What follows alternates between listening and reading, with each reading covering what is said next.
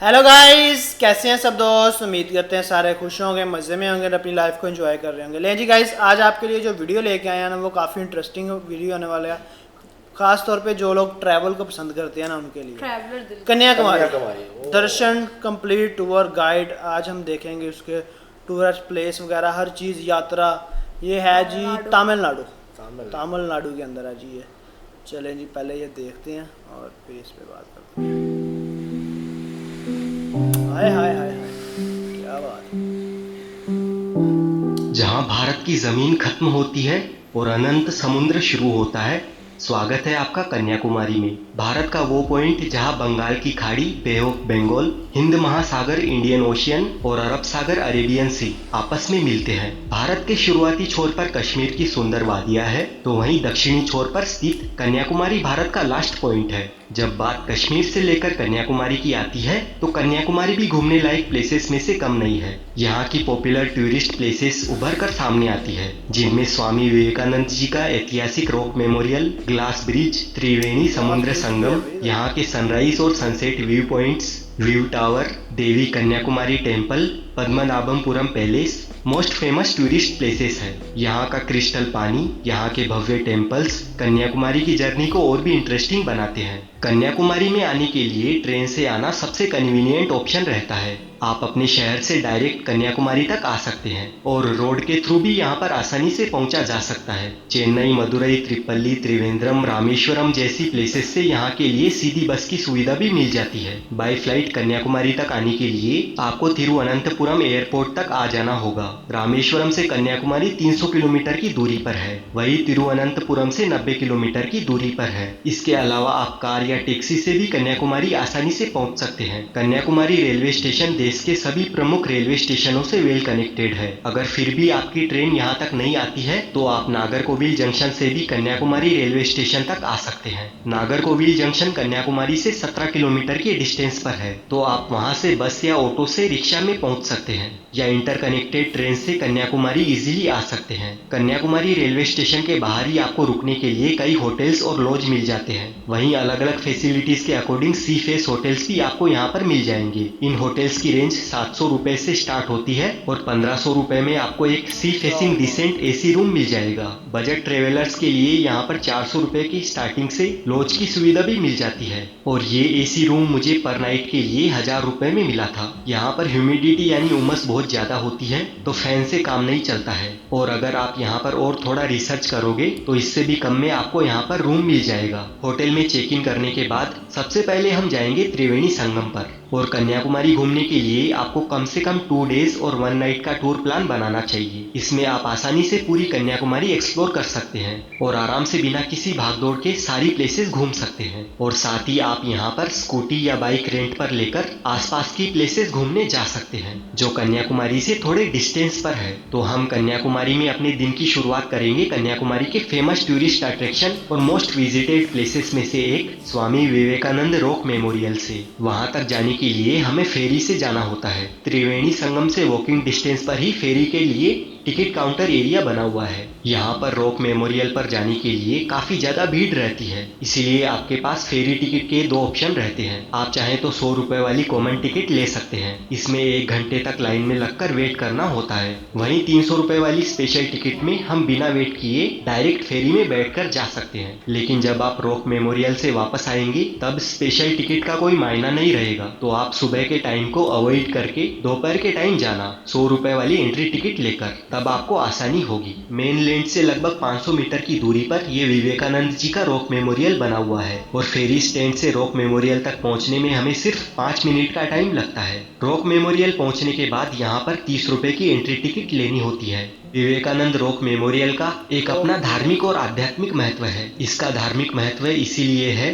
क्योंकि ऐसा माना जाता है कि इस चट्टान पर देवी मंडपम में जाना, यहाँ पर आज भी इस मंडपम में देवी कन्याकुमारी के चरणों के निशान मौजूद है जिनके हम दर्शन कर सकते हैं, इसीलिए इस जगह को विशेष माना जाता है। यहाँ रॉक मेमोरियल पर देखने के लिए 2 मंडपम है, जिनमें श्रीपाद मंडपम और विवेकानंद मंडपम है और एक संत तिरुवल्लुवर जी का स्टेचू है। शिकागो जाने से कुछ दिन पहले स्वामी विवेकानंद जी ने 1892 में कन्याकुमारी का दौरा किया था और फिर इस चट्टान पर आकर उन्होंने 25 दिसंबर से लेकर 27 दिसंबर तक लगातार 3 दिन ध्यान किया था। इसीलिए यहाँ पर स्वामी विवेकानंद जी का ये भव्य मेमोरियल बनाया गया था। ये चट्टान चारों ओर से समुद्र से घिरी हुई है और स्वामी विवेकानंद रॉक मेमोरियल से 100 मीटर की दूरी पर एक और छोटी चट्टान है। उस पर महान तमिल कवि संत तिरुवल्लुवर जी को समर्पित एक बड़ा सा स्टेचू बना हुआ है। ये स्टेचू 133 फीट ऊंचा है, जो देखने में काफी भव्य लगता है। पहले वहां तक जाने के लिए उसी फेरी से जाना होता था, लेकिन अब यहाँ पर ये ग्लास ब्रिज बना दिया गया है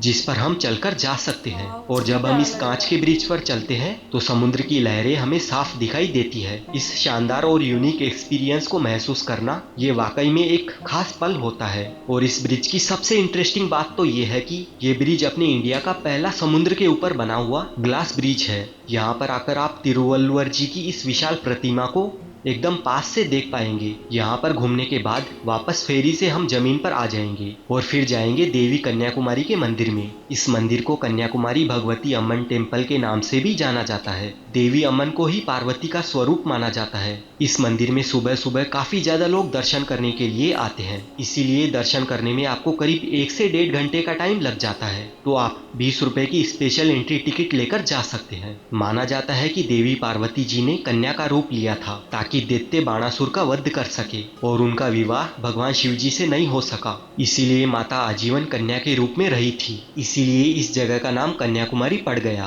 कन्याकुमारी में सीनिक ब्यूटी के साथ साथ यहाँ का मेस्मराइजिंग त्रिवेणी संगम भी अपनी मौजूदगी दर्ज कराता है और कन्याकुमारी टेम्पल के पीछे ही त्रिवेणी संगम स्थित है। यहाँ पर 3 समुद्र एक साथ आकर मिलते हैं। इसका प्रमाण आप खुद अपनी आंखों से देख सकते हैं। तीनों समुद्रों के पानी का रंग अलग अलग होता है। लहरों का विशाल बहाव और 3 महान सागरों का संगम इस जगह को बहुत ही खास बनाता है। यहाँ पर आप सनराइज पॉइंट पर बैठकर सनराइज भी देख सकते हैं और इस जगह पर बैठे हुए ठंडी ठंडी हवा के साथ समुद्र की लहरों को देखते हुए चाय का मजा आप ले सकते हैं। यहाँ पर बनी मार्केट में आप शॉपिंग भी कर सकते हैं, जहाँ से आप डेकोरेटिव आइटम्स और सीपियाँ खरीद सकते हैं। और इस मार्केट में आपको मसालों की दुकानें दिखाई देगी और चारों ओर शुद्ध मसालों की सुगंध रहेगी। तो आप अपने घर के लिए मसाले खरीद कर लेकर जा सकते हैं। और खाने पीने के लिए यहाँ पर आपको north Indian and south Indian यानी दोनों टाइप का खाना बड़ी ही आसानी से मिल जाएगा। आप अपनी पसंद का खाना यहाँ पर खा सकते हैं। कन्याकुमारी में घूमने लायक जगहों में से नेक्स्ट प्लेस है महात्मा गांधी मंडपम मेमोरियल।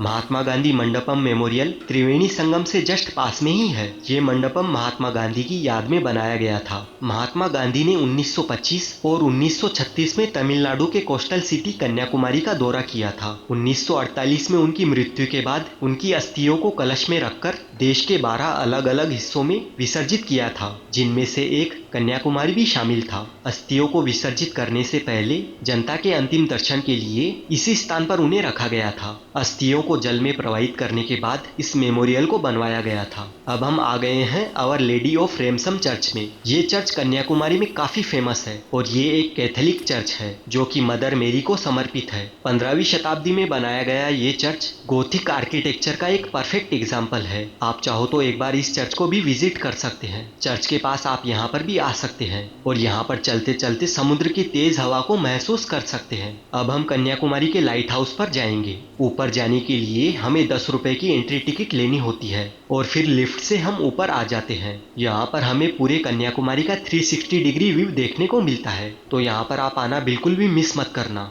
यहीं से अब हम जाएंगे व्यू टावर पर। इस टावर की एंट्री टिकट 10 रुपए है और यहाँ से हम देख सकते हैं सनसेट। कन्याकुमारी में जैसे जैसे दिन ढलता है सारे लोग इस व्यू टावर पर आ जाते हैं इस खूबसूरत सनसेट को देखने के लिए। और यहाँ से सनसेट को देखना ये एक अमेजिंग एक्सपीरियंस होता है। और सनसेट देखने के बाद आप आ जाना वापस त्रिवेणी संगम पर और यहाँ पर इस सीटिंग एरिया में बैठकर देखना तिरुवल्लुवर जी के स्टेचू पर लाइट एंड साउंड शो। और इसी के साथ आपका कन्याकुमारी में डे 1 बीत जाएगा। डे 2 में आप जा सकते हैं कन्याकुमारी के तिरुपति बालाजी टेम्पल में। उसके बाद श्री विवेकानंद केंद्र में आप आ सकते हैं। यहाँ पर काम एनवायरमेंट में ये भवन बना हुआ है। इसकी एंट्री टिकट 30 रुपए है और यहाँ पर सबसे पहले आपको हनुमान जी की विशाल मूर्ति देखने को मिलती है और भवन के अंदर पूरी रामायण को पेंटिंग के द्वारा प्रस्तुत किया गया है। यहाँ से फिर आप चले जाना पद्मनाभपुरम पैलेस में। कन्याकुमारी से 33 किलोमीटर की दूरी पर स्थित ये पैलेस दुनिया के टॉप सबसे बड़े और ऐतिहासिक पैलेसेस में से एक है। उसके बाद आप आ जाना थिरुप्परप्पु फॉल्स पर। ये वाटरफॉल लगभग 50 फीट ऊपर से गिरता है और देखने में काफी शानदार दिखाई देता है। कन्याकुमारी से थिरुप्परप्पु वाटरफॉल 50 किलोमीटर के डिस्टेंस पर है एंड देन उसके बाद आप वट्टाकट्टाई फोर्ट घूमने के लिए आ सकते हैं। ये फोर्ट कन्याकुमारी से सिर्फ 6 किलोमीटर के डिस्टेंस पर है और इसे सर्कल फोर्ट के नाम से भी जाना जाता है। उसके बाद आप चले आना सुचिद्रम श्री थन्नमलयम स्वामी टेम्पल में। ये मंदिर भारत के 108 पवित्र शिव मंदिरों में से एक है। ये मंदिर कन्याकुमारी से 13 किलोमीटर की दूरी पर नागरकोइल में है। इन प्लेसेस को विजिट करने के बाद आप जा सकते हैं संगुथुराई बीच और मुथुर एक्वेडक्ट को देखने के लिए और आप इन सभी प्लेसेस पर ऑटो से, टैक्सी से या फिर स्कूटी रेंट पर लेकर घूम सकते हैं। कन्याकुमारी दर्शन की इस पूरी ट्रिप को कंप्लीट करने में आपका पर पर्सन अच्छा देख लो यार, उसने कितना प्यारा वीडियो बनाया है, एक एक चीज़ बताई है, पूरी पूरी डिटेल बताई है कि यहाँ पे आपको इतनी टिकट मिलेगी, यहाँ से आपको इतनी मिलेगी। अच्छा यार मैं शौक हो गया हूँ कि 10-10 रुपये में आप वहाँ पे 10 रुपये टिकट, 15 रुपये टिकट, 20 रुपये टिकट, इस तरह टिकट है। मेरे ख्याल 30 रुपये से ऊपर नहीं था। हाँ एक जगह पे था 100 रुपये मेरे ख्याल। हाँ वो अगर आपने स्पेशल जाना है तो 300 रुपया, वैसे अगर आपने जाना तो 100 रुपया। अच्छा वैसे तमिलनाडु पूरी जो स्टेट है ना वो पूरी की पूरी बड़ी खूबसूरत है। अच्छा इधर आपको घूमने के लिए कम से कम 2-3 दिन तो चाहिए। बिल्कुल जितनी उन्होंने जगह बता दी है ना तो आपको 2-3 दिन। मैंने बताया था कि 4 दिन का टूर होना चाहिए जस्ट कन्याकुमारी में। हाँ जी कन्याकुमारी घूमने के लिए यार सही है वैसे। वो टेंपल भी मुझे अच्छा, वो फोर्ट अच्छा लग रहा था जो उससे 6 किलोमीटर के डिस्टेंस पे था फोर्ट। काफी उसके चीजें इर्द थी सारा इसके पानी था और वो जो शीशे का ब्रिज बनाया हुआ हाँ था। वो बहुत कमाल ग्लास का ब्रिज था, बनाया ग्लास था। ब्रिज। उसके बाद वो टावर था जहाँ पे आप व्यू देख सकते हैं। उसके बाद लाइट हाउस था। काफ़ी चीज़ें थी अंदर जो उन्होंने बताई हैं। उसके बाद वाटरफॉल भी हैं उधर काफ़ी सारे। मतलब इंडिया भी वही नेचर से बहुत भरा हुआ है। हाँ और 3 समंदर आपस में मिलते हैं। हाँ वो उनका कलर भी डिफरेंस है। पानी का डिफरेंट। ले जी गाइस, बाकी ये था आज का वीडियो। आपके कहते हैं इससे रिलेटेड कमेंट सेक्शन में लाजमी बताइएगा। मिलते हैं आपसे अगली वीडियो में। रखें बहुत सारा ख्याल। Good bye. अल्लाह हाफिज़।